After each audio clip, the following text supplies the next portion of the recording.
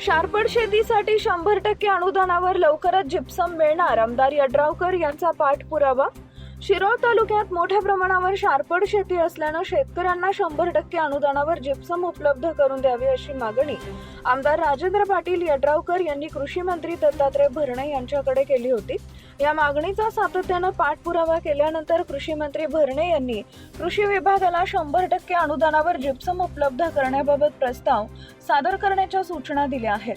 त्यामुळे लवकरच शिरोळ तालुक्याबरोबर राज्यातील शेतकऱ्यांना 100% अनुदानावर जिप्सम उपलब्ध होण्याची आशा पल्लवित झाल्या.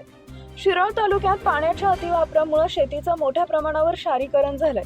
जमिनीतील सेंद्रिय कर्बाचं प्रमाण घटल्यानं उत्पादन क्षमता कमी होत असून शेतकऱ्यांचं मोठं नुकसान होत आहे. तालुक्यातील अनेक गावं क्षारपड समस्येनं ग्रस्त असून जमिनीची सुपीकता पूर्ववत करण्यासाठी जिप्समचा वापर आवश्यक ठरतो.